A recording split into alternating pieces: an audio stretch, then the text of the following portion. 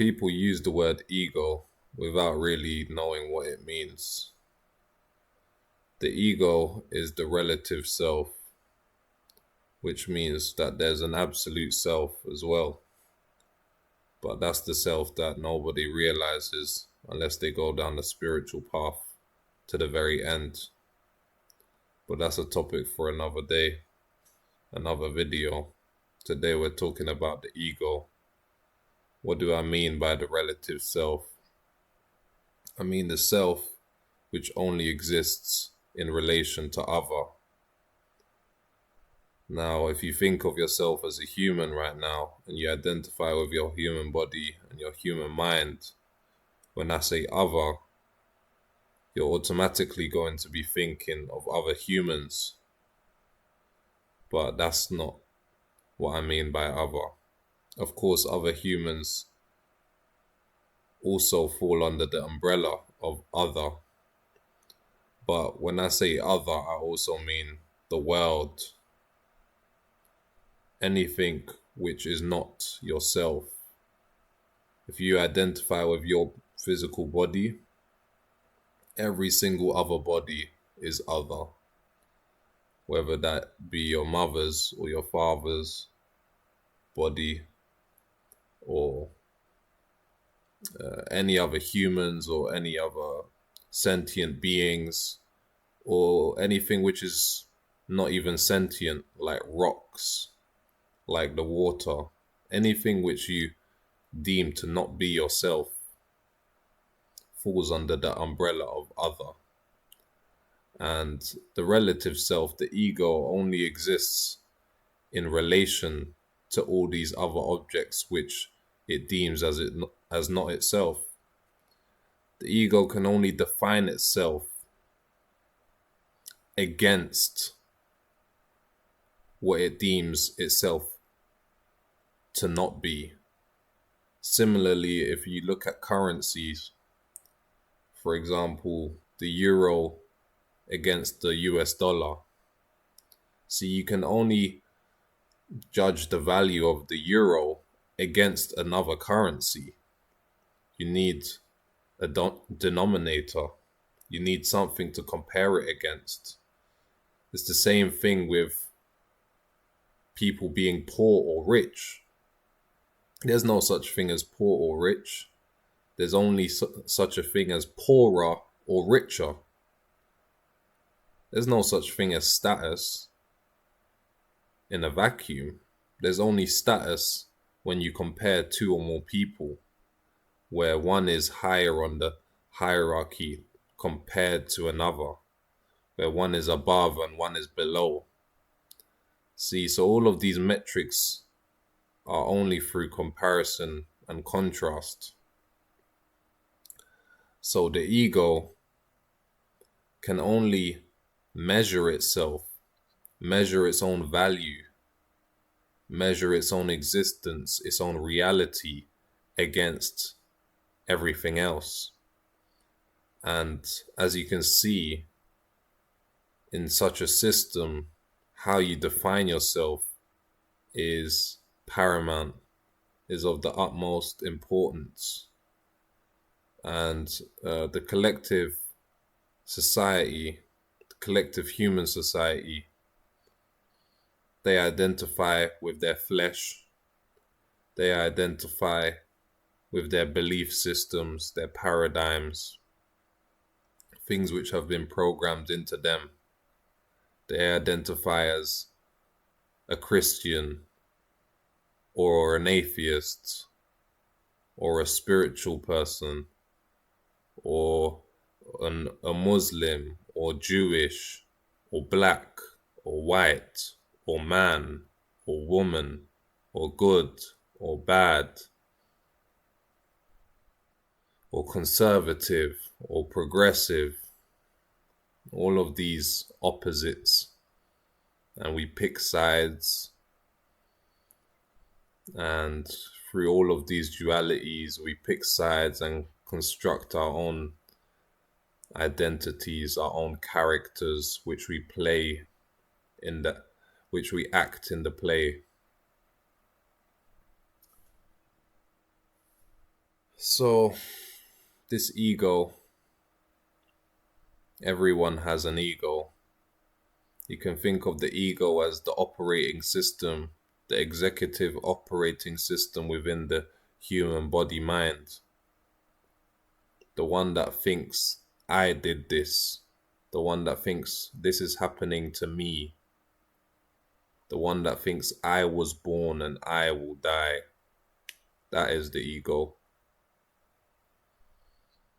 It's funny because in the mainstream collective, we use statements such as, oh, this person has a big ego, or sorry, that was my ego. I let my ego get a hold of me, as if they are not their ego. See, it's a funny trick that we play. The self is itself. The self is individual and indivisible. The number one cannot be further divided. Of course, we've created these imaginary numbers such as fractions, but in reality, there are no such thing as fractions.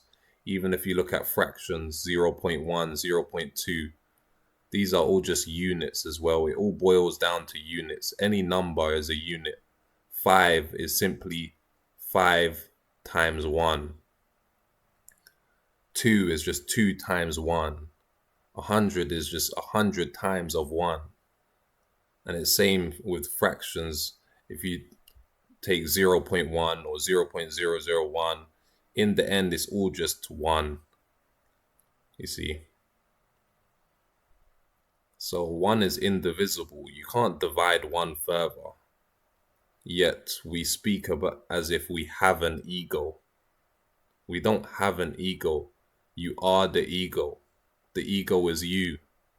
But we play this trick where if we do something good, we think, I did that. And if you make a mistake, then, oh, that was my ego. It's a scapegoat, a ghost, a phantom ghost, which we can blame our shadow side, which we can blame all of our shortcomings.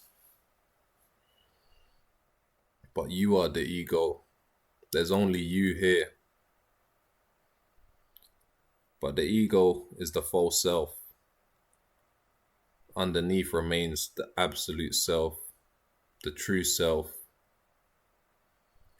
And in fact, it's the presence of the true self which allows the false self to appear as a reality. The very stability of the true self, of the absolute self, gets hijacked by the self-contradictory and unstable ego. The ego believes in one thing today and believes another thing tomorrow.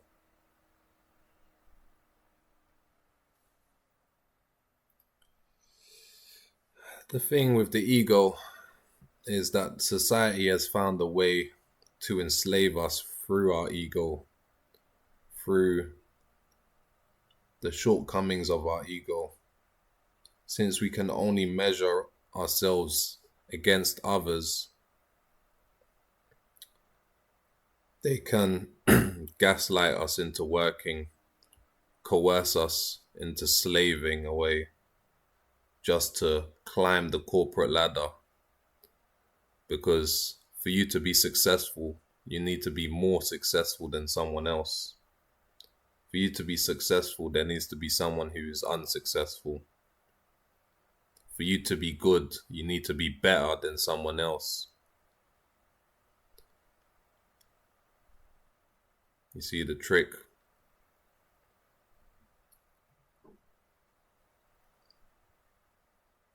So, when we are programmed to believe that you should be a good person, you should be successful, and these things are programmed into you through repetition from all your peers and your family who themselves have been brainwashed, and you now identify as a good person or as a successful person or as someone with high potential. And you have some people who believe in you, and then you have other people who doubt you, and you want to prove the doubters wrong. You want to prove the haters wrong, and you want to prove the believers right. That's the trap. The moment you try to maintain or uphold a particular image of goodness or rightness or successfulness or superiority, you've fallen in the trap. Trying to prove people wrong is part of the trap, is part of the fuel which fuels the machine, the system, which siphons you for your life force. The system cleverly uses terms such as, you need to be strong, you should man up.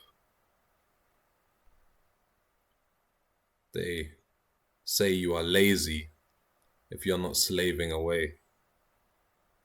They say if you aren't trying to be rich, if you aren't chasing money, then you're a bum. So they use certain phrases in positive light and in a negative light. For example, you should be strong and man up. This is, in a sense, manipulation through a positive angle. They phrase these things as if strength is how you should be, and therefore you try to fit within that mold.